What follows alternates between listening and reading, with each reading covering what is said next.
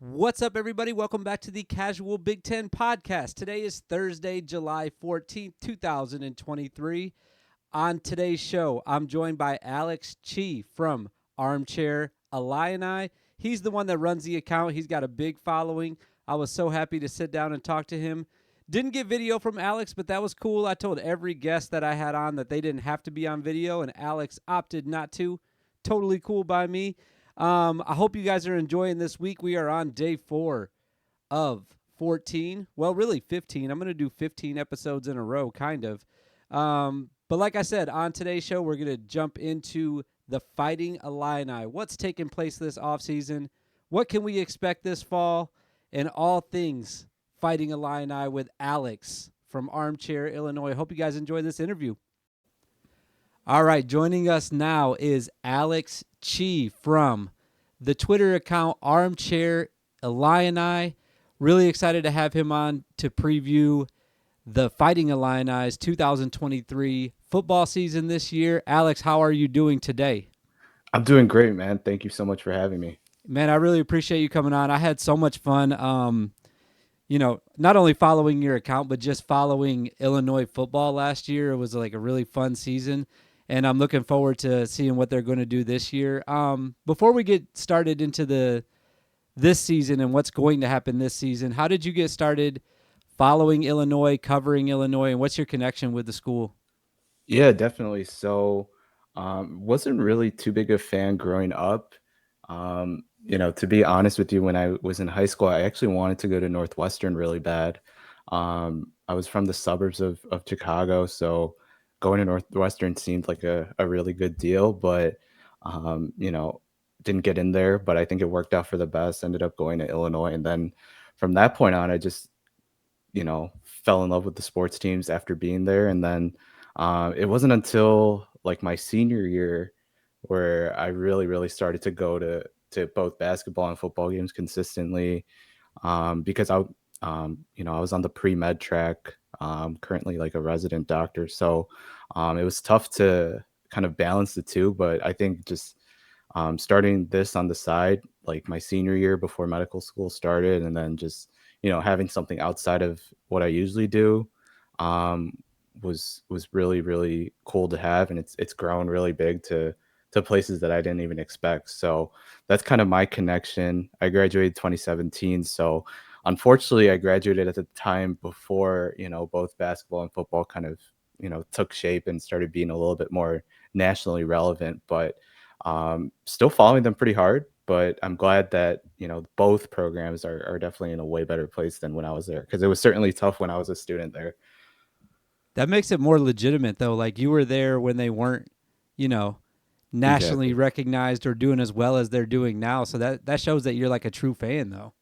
Yeah, definitely. I mean, we got Lovie Smith like my senior year, like the year before I graduated, and then there was all this hype. Obviously, that didn't turn out very well, but it was kind of frustrating too, because Underwood came right after I graduated, and basketball was certainly like my go-to. I went all 4 years to all those games, and it was certainly disappointing to see them, be the way that they were. But I'm just glad it's better late than never while still young and able to kind of go back down and visit some games.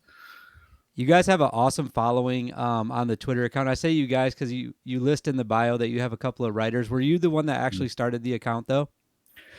So it used to be, truth be told, it was a very small, group of armchairs, so to speak. It was a part of a smaller media group, and I kind of just latched on because I didn't have any prior experience. I was obviously like a pre-med major, not really a journalism major. So I was just looking for something to, you know, get onto, whatever it was. And I think at the time it had like 40 followers or something. It was super small.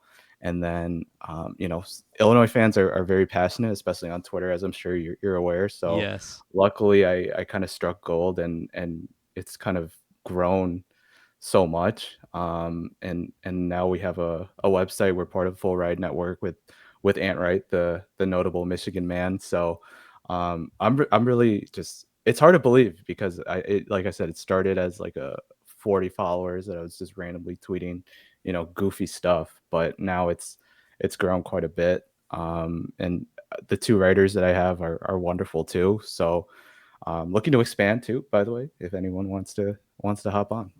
Awesome. I think that's how it all like it starts for all of us. Like, cause I was the same way. Like, I was teaching last year, and then I was like, I don't really want to teach, so I started doing some like side hustles from home. But I've always kind of been into podcasts, and this is actually like my third podcast I've really done. But this is the only one that I've ever done that I like actually care about. So it's nice to have something. You know, my wife always calls it a hobby, but it's nice to have something that I actually care about that I can get on and like meet cool people like you and talk about sports all the time because I'm already watching literally every game. Exactly. So it's nice to be able to like, sit back and talk about it too. Yeah, I totally agree with that. Like I tell, friends and family, like I'm already going to do this stuff anyways. I Right. might as well just make something out of it, whatever it is. And it's just for fun. It's always good to meet, different people. And, your podcast looks great. Before I came on, I was looking at the YouTube account and it looks beautiful. So you're Thank doing a you. great job and, really excited to be on. Appreciate it. All right, let's talk some football then. I always like to talk about coaches right at the beginning, kind of get that part out of the way. Second year for Coach Bielema. He's just over 500. He's one win over 500 in his 2 years. And last year, in my opinion, kind of came off the radar and shocked some people. Overachieved a little bit, I guess I would say. I don't know from your perspective as a Illinois fan if you thought it was overachieving, but second in the Big Ten West. Did I just lose you? Hello, you there? Oh, you're still there. Okay, sorry. Yep, My screen just went away, so I thought I lost you. My bad. you're good. And then obviously throughout the season, the second week loss to Indiana, and then the 3-game losing streak to Michigan State, Purdue, and the one that everyone wants to have back is the Michigan game. How do you feel the fan base feels about what Coach has been doing in his first 2 years at Illinois? Yeah, I think you certainly, used the right word there in which they overachieved. Second year, people were kind of expecting like if they made a bowl game, it would be a success, whatever it was, whether they went 6-6, or even 7-5, people would have been like, wow, that's pretty good. But, I think they definitely overachieved, especially in the second year. Um, it's kind of a bittersweet season though, because they did start 7-1. And then through those 8 games, that loss to Indiana was a game that they had in hand. They Yeah. certainly had chances to win that at the end. Indiana wasn't very good throughout the year, but they were 7-1 at the time. And then they had the Big Ten West kind of in the palm of their hands. They were in the driver's seat. They're playing Michigan State at home, and they just didn't have their best day. And then they followed that up with a loss against Purdue, who was also in the running for that Big Ten West um, you know, Big Ten West title. And then the Michigan game where everyone kind of wishes they had back. But I think overall, everyone's just very, very excited and very, very happy with the competence that Brett Bielema has brought, especially, you know, the past 6 years or whatever with Lovie Smith and then those years with Tim Beckman. Just seeing the competence both on and off the field. On the field, they're always in games. There's never a game where they're, just blown out. All their losses were, and especially this year, there were losses that they had chances to kind of, take a hold of it, but unfortunately weren't able to. Like I said, they're having a 7-1 record through 8 games in their second year is just unheard of for a program like Illinois. And then off the field, Bielema is just such an outstanding CEO. As you can see, Ryan Walters heads off to Purdue, but he's just absolutely, surprising fans with the competence and kind of the swagger and the way that he sells the program. So I think overall fans are very, very happy. I think there was questions at first because of the way, he went out at Arkansas and kind of, who he was at Wisconsin, where he inherited a really good program. But I think fans are very, very happy and they're hopeful that he stays for quite some time because, this level of confidence both on and off the field hasn't been seen in over a decade, at least for sure. Yeah, So I never really thought I would find myself cheering for Illinois, but after literally the first, I can't remember who you guys opened with last year, but after the first game, I fell in love with Chase, and I was like, this guy is legit. I love watching him play. And then I kind of started, really following just to watch him play. And then the way that the defense was just shutting people down last year, it was such a roller coaster though, because I did kind of bandwagon Illinois last year. If anyone ever goes back and listens to those podcasts, I wasn't on them at all at the beginning of the year or before the year started, and then I was like a huge fan mid-season. I thought that they were going to, like you said, just take care of the Big Ten West, and they would be the ones that went to the championship. But man, it was such a roller coaster because every week with those 3 losses, the ones that you were just talking about, it was like, all right, they're for sure going to beat Michigan State, and then they kind of lose that one, and it's like Purdue's a toss up, and then the Michigan game was just like, it felt like, especially on Twitter, like you said, Illinois fans are so loud on Twitter. Maybe they should have won the game. It felt like if you only followed Illinois people, they definitely got cheated in that game. So man, it was just such a roller coaster. It was a fun ride, but like I said, never thought I would find myself cheering for them. And you guys got a fan from me at least last year. Yeah, definitely. I think they just play solid ball. They don't do anything fancy. They're not throwing bombs down the field, scoring 50 to 60 points like kind of you see like these rebuild teams like Kansas do. They just play solid football, running the football well. They they move the chains in the passing game. They're not doing anything super flashy. And then defense, they're just solid. I think that was kind of their calling card. And I think that's a good formula to win, especially in the Big Ten West. You don't really have like that dominant force like you do in the East with, Penn State, Michigan, Ohio State. So I just think playing that solid brand, especially for a program like Illinois, who's also not going to really, get those 5-star athletes, just playing solid ball Mm-hmm. is such a winning formula. You see Iowa do it. You see even Minnesota do it some years, Northwestern as well. And then looking at some other programs, like even in the Big 12, just seeing just solid football can get you such a long way. And I think Bielema has really, really done a good job of implementing that. Yeah. The other thing that they have that's really solid, I wanted to ask you about this because I took some heat on Twitter about this. I ranked Illinois' jerseys #1 in the Big Ten, and everyone hated that. Everyone Oh, they hated came where after their you. team. First of all, everyone hated where their team was ranked, and then even some Illinois fans were telling me that they didn't agree that they were #1. So I couldn't win with anyone. What are your thoughts about how I ranked I'd like to know from you Yeah. about how I ranked them first. What do you think about that? Yeah, I saw you got some flack for that. People were really coming after you. I think the biggest one was that you put Minnesota second. You don't Um, like Minnesota's jerseys? I don't like them. I think it's more so a hatred for PJ Fleck Okay. that kind of comes into it. But I think those two, the Illinois first and the Minnesota second, were what got you the most heat. And then kind of putting Michigan towards the bottom half of the list. I think you had them like 7 or 8. I had them at Um, 10. or 10, yeah. I think having them towards the bottom, and Michigan fans are just as, if not more loud Oh on my Twitter God, yeah. than Illinois, especially if you disrespect them. They come after your neck. So, to be honest, it's a very unpopular opinion. I think the way you had it, but like you said, it's subjective. I saw that one comment. You're Yeah. like, it's all subjective, man. Don't worry about it. But I think Illinois fans they want new jerseys. They want a little bit more script involved. Oh, okay. That'd be Um, sweet. exactly. I think if you see some of their recent recruiting, photo shoots, they're using a lot of the script. And it kind of looks like Syracuse's jerseys, which is what gets people a little bit upset. I think the helmets are slowly starting to come into shape, but there's still room for improvement. Um, I agree with you towards the bottom half of the list, though. I'll be honest. I don't Yeah. like Wisconsin's jerseys. I think Indiana's are lame. I like Michigan's because they're kind of sleek with the whole Jordan fit. But I do like Illinois. I think they're solid and they get the job done. And they're nothing like I think there's nothing wrong with those jerseys. Like Wisconsin, you could be like they're just kind of boring, but I think Illinois has the colors. They're not like overly complicated. Where I think Minnesota's are a little bit too, out there. Um, but I somewhat agree with you. I'd probably do something similar, especially towards the bottom of the list. Yeah.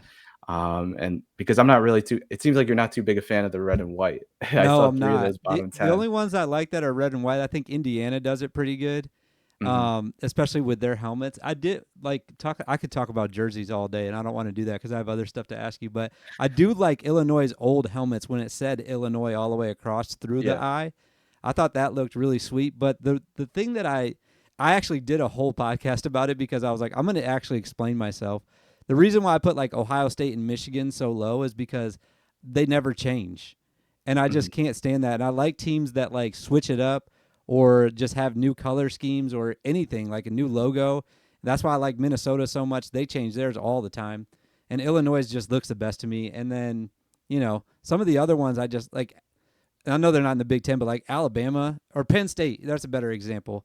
Don't even have the names on the back of their jerseys. And I said, even on my show, I was like, they look like my middle school jerseys. There's nothing that distinguishes just blue and white pants. I don't know. Yeah, I agree with you in terms that you got to switch it up. Yeah. Michigan's like has not changed ever since they went Jordan, and then I think Purdue's are a little bit too like they could be a lot more sleeker in my Yeah. opinion. So I would put Northwestern towards the bottom because I think purple sucks, but that's a different story. I talked about that on the show too. I'm colorblind, so I can't really tell the difference between blue and purple. That Okay, which is another reason why I shouldn't even be making a list to begin with, probably. yeah, you probably needed a disclaimer there. I should have put that in the tweet. Yeah. Back to just Illinois though. I personally, as a casual, didn't hear a ton of what was going. I know there's a ton of transfer portal stuff for every team. I started this summer and I was trying to keep track of all of it, and then I got a little overwhelmed, and I just decided it wasn't worth the energy to list out and try to remember every portal move that was made for each team, especially when there's 14 teams. If you could just let us know, though, who was the biggest loss that you guys had from the portal, and then who did you guys gain from the portal that's going to help you guys out next year? Yeah, so to be honest, Illinois did a great job of retaining their stars in this kind of era. You see all these different players, whether they're buried on the roster or not, go for that NIL bag, so to speak. Right. And I think they did a really, really good job of retaining their stars because, reportedly there were offers through back channels and all of that, towards some of the players on the team, that could have gone elsewhere for their final year of eligibility and made quite the killing. But I think Illinois did a good job of one, stepping it up in their NIL game, but then also making the pitch to return to the team. They're returning a lot of their stars with Keith Randolph, Johnny Newton, Isaiah Adams and Julian Pearl all had opportunities to not only enter the NFL draft, excuse me, but also get NIL packages elsewhere. So I think overall there wasn't a huge loss. The biggest loss I would say is probably one of their wide receivers, their second wide receiver, Brian Hightower, had over Mm-hmm. 40 catches this year. Would have been one of the older guys in a pretty thin wide receiver room, one that doesn't really have that much returning production outside of Isaiah Williams. They lost him to Cal, but that seemed more like a situation where he wanted to be closer to home. The guys from California, I think going back home for a year made a lot of sense for him. And then having a guy like Isaiah Williams there too, it just made a lot of sense for Hightower to look elsewhere. But it does hurt Illinois in that they lose a pretty experienced and proven producer, but it's not something that they can't replace at the same time. I think in terms of adding, they had a guy that was going to be their starting center. They got an ECU transfer, Avery Jones, who was committed to Illinois and then was actually set to move in. But again, kind of like how we were talking about, that NIL kicked in from Auburn. It's pretty well publicized, and he ended up decommitting. So that could be counted as a loss, I think, for them because they did put a lot of eggs in that basket for Avery Jones, who's now committed to Auburn. I think in terms of the ads that they made, there hasn't been like okay, this guy's for sure going to start. I think they added a lot of depth in the transfer portal Hmm. that can just, really act as competition for their younger guys who are supposed to slot in. But then looking at the quarterback spot, I think that's probably where you see the biggest ad. They try to get Tommy DeVito, who was a Syracuse transfer, one more year of eligibility. Unfortunately, that failed. DeVito's now on the Giants after being undrafted in this past draft, but they got Luke Altmaier from Ole Miss. I think it's a great ad. Maybe may not be as solid as DeVito, but he has a higher ceiling for sure, and he has multiple years of eligibility. So just having that quarterback that can be there for a couple years is something Illinois has not had in quite some time. So I think it's really interesting to see how Luke Altmaier will progress because he's no doubt the starting quarterback for this year. Awesome. That was going to be my next question: is what we were going to expect out of him. I didn't look him up before we started. What were his numbers like at Ole Miss? Were they pretty good, or was he even the starter there? Yeah, so he was not the starter. I forgot the guy's name. I think Dart um, was the starter there. He didn't get the starting job, but he did play occasionally. Whenever there was an injury or even in like a spring game, he showed that he has a good arm and he's mobile. I think that's something that the new offensive coordinator really likes. But there isn't much out there. Obviously, if he was committed to Ole Miss, he was a solid prep recruit, but there really isn't much out there. And then Illinois has done a really good job. They did the same thing last year of just kind of shielding off the media towards, how summer workouts are going. So Mm-hmm. honestly, until game one, we won't really know what we have with Luke Altmaier. Awesome. Oh, well, I'm excited to see what that is then. Um, Also in that backfield, obviously, like I already mentioned, Chase Brown, one of my in fact, I'm going to just say he was my favorite player to watch last year. He's also gone this year. What happens with the running back position? Is it a situation where Reggie Love is taking over now, or is it going to be more of a committee? Because it felt like last year Chase carried the load, and it seems like that might be what the coaching staff wants to do is just go with one back. Or do you think it's going to change a little bit this year? I definitely think it will change. I definitely think they'll rely on more of their running back room. Obviously, Reggie Love is in line for a majority of those carries. They think Love is ready. He's a multi-year guy, ready to step in. He played really, really well towards the end of the season.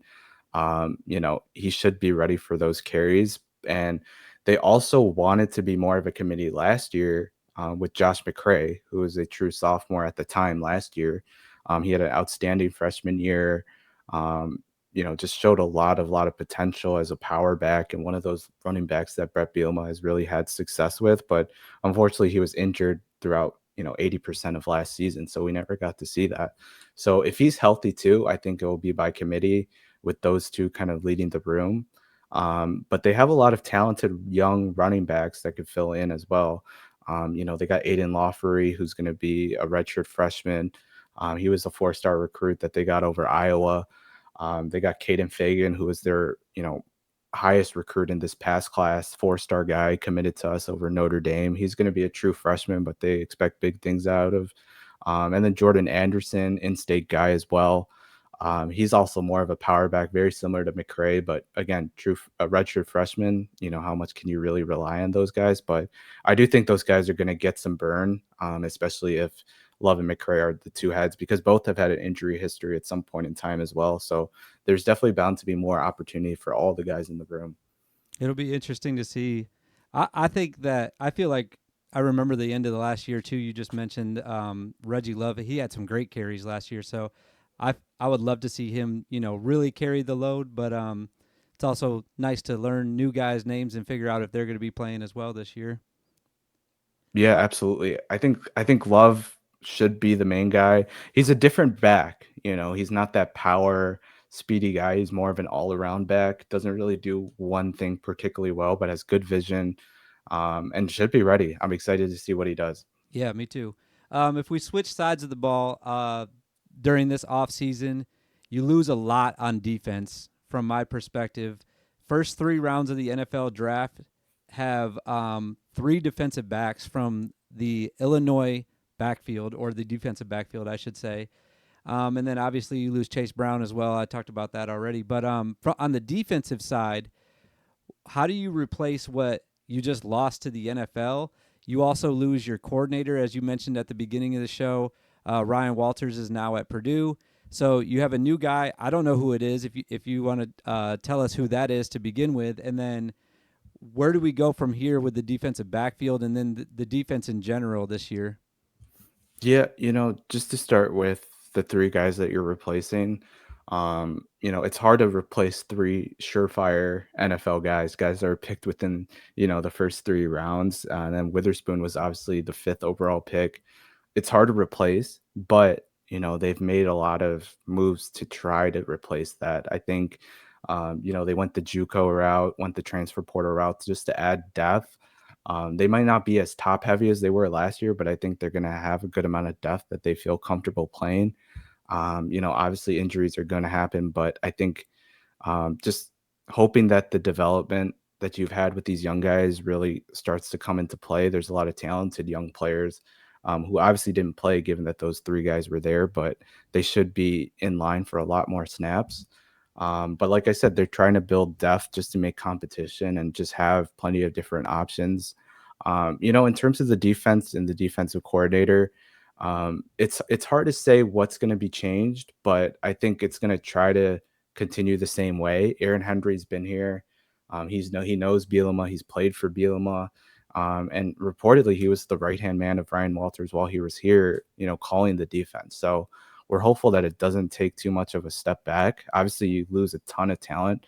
And Aaron Henry's a different kind of personality, at least in my opinion, than Ryan Walters. So it'll be interesting to see how that group kind of takes shape. But not much to change, I don't think, in terms of a scheme or a kind of a mindset. But it will be interesting to see how they replace three NFL guys and see how, young guys that they've recruited, not just because, to be honest, those three guys were players that Lovie Smith brought in. Now we get to see prep recruits that Brett Bielema brought in, Hmm. and I'm really excited to see how the development has turned out for those guys. That's awesome. Yeah, that's going to be a lot. I feel like with all the changes that are happening on defense, the couple new guys that we have on offense now, new quarterback, there's a lot that is changing. The culture is staying the same. How does the team in general, without looking at the schedule, how does this team make it to Indianapolis at the end of the year and into a Big Ten championship after winning the West? It sounds obvious, but I think for one, they have to avoid a major injury to one of their key players. I don't think they can afford, a quarterback to get hurt or one of their backs to get hurt. Um, those guys all have to stay healthy. If they get an injury on the line, offensive line, I'm not too confident in how they can do. So they kind of have to have a bill of luck um, to sort of get to where they want to go. Obviously, injuries are a part of the game, but I don't think that Illinois can sustain, an injury to one of their stars. And I think the second one has to be the quarterback. I think that's what really made it work last year. Despite the defense being great, I think just having a solid, quarterback that doesn't turn the ball over and doesn't hurt you, went such a long way for Illinois. And I think that's what Luke Altmaier needs to do. He doesn't have to make the big play. He just needs to make the right play, keep the ball in their hands, trust the run game, trust some of the perimeter weapons that they have. And I think they should be good because in the Big Ten West, you're always going to have a chance to be at the top as they showed last year. It's not the best conference, and I think it's always winnable no matter what. So I think one, just avoiding that big injury, and then two, just getting that solid quarterback play, that they had last year. With the format of the schedule changing next year, obviously this year is staying the same. A team like Illinois or a fan base like Illinois, were you guys excited to hear that the top two teams will start going to the Big Ten championship, or were you kind of disappointed because you could more or less rely on winning the West and get to that championship for the last few years? Yeah, I think that's kind of the unfortunate part, that once we're kind of showing that we can compete in the West, that it's turned to this. But I think it's better overall because you look at the past few years, it's kind of been okay, well, whoever gets out of the East, it's going to be the favorite to win that Big Ten championship. And then it's never really been that close when you watch, Michigan versus Northwestern or Ohio State versus Minnesota. It's never been that intriguing. I think people want to see one of those big name brands, whether it's Ohio State, Michigan, Michigan, Penn State, what have you. So I think for Illinois, it kind of sucks because you kind of lose your opportunity. I don't think you're going to be, in the top echelon of teams with Michigan and Ohio State, but I think for the conference as a whole, it just makes it better, and it's better long term, for fans to stay interested in the season. Yeah. And you never know. You might have a like the way that the schedule shakes out too, you might have uh easy schedule one year and it might be extremely difficult the next year, but that one year that you have an easier schedule might have did a little bit better in recruiting, and then you can win some games and upset some people, and you're right there in it still. Hmm. Yeah, Um, definitely. Before I let you go, I said I was going to try to keep this under 30 minutes, and we're almost there. I wanted to go through the schedule really quickly and get your prediction on what you thought the season would finish like. Before I do that, I wanted to tell you what I thought, just to be totally transparent. I have you guys finishing 6-6 this year, 3-6 in the conference, and fifth in the Big Ten West, and have you losing to Purdue, Penn State. I should say Penn State, then Purdue. Um, I have you getting upset by Nebraska and Maryland winning because that game is on the road. And then last loss I have for you guys is Iowa, also on the road. Um, let's go through the first four games real quick. Toledo, Kansas, Penn State, and FAU. How do you think the season starts for you guys? Yeah, I think that Kansas game is really, really interesting. Lance Leipold, the coach of Kansas, done a wonderful job, but he was a finalist for the job at Illinois, and he was kind of expected to be the front runner for that job. So I think two very similar programs in terms of their athletic history. More so basketball schools, but that will be a very, very interesting game. I think if you can go 2-0 to start off the season, then that game at Penn State becomes a big, big, big time atmosphere. It's going to be at home. It's the first conference game. Penn State's going to have quite a schedule ahead of them after that. I think there's a chance for an upset, but I think realistically, 3-1 is probably the start there. I think they're going to have their bumps, especially in the beginning. And I think, Illinois has showed in the last two seasons that they kind of need that bump early in the season to kind of kick them in the right direction. And as with all 18 to 22-year-olds, you kind of need to fail or have like those big, you know, in your face moments to really shape up. That Indiana loss last year was the perfect example. So I do think 3-1 would be the ideal, record, but I do think 2-2 is also a serious possibility, losing at Kansas and then also kind of falling at Penn State. But I'm going to say 3-1. I have you guys going 3-1 as well. For the second half of the season, to me, all four of the games are kind of a coin flip.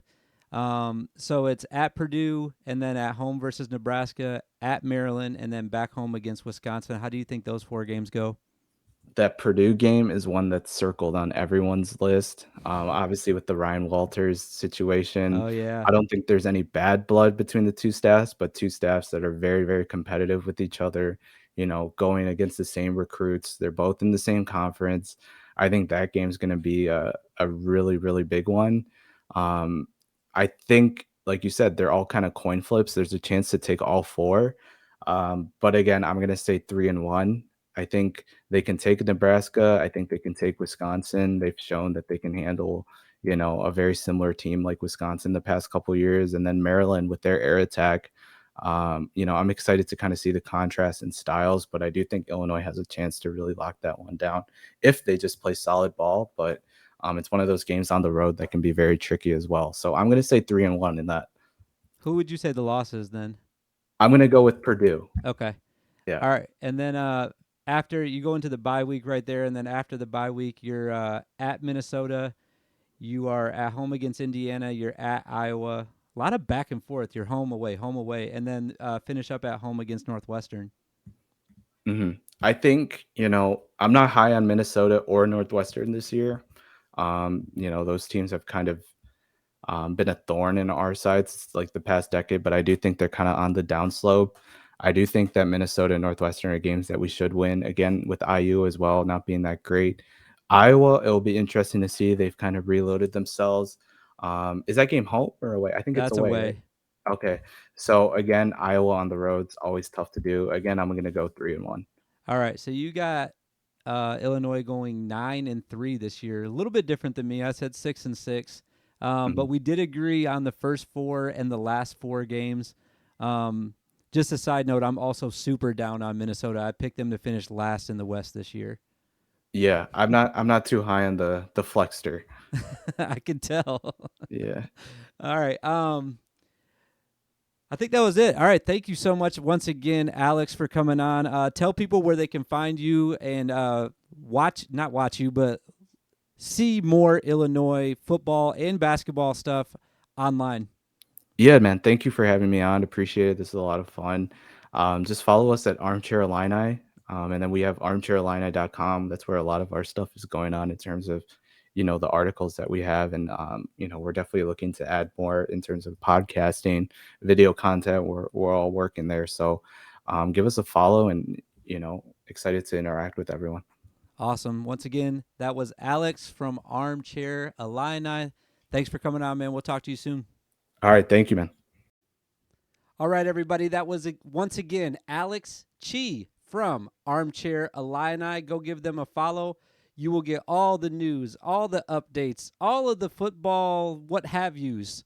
When it comes to Illinois football, you want to be following Armchair Illini. Go check them out. As always, subscribe, like, do all the things that you do for my show. We will be back tomorrow. Let me make sure I know who's coming on tomorrow. It is Penn State time. You guys know how I feel about Penn State. I got high hopes this year. I'm joined by Sean Kane. He's from Hardcore PSU Football. We're going to jump into all that tomorrow. We'll see you guys in the future. If not, maybe a little sooner. I don't know. We'll see.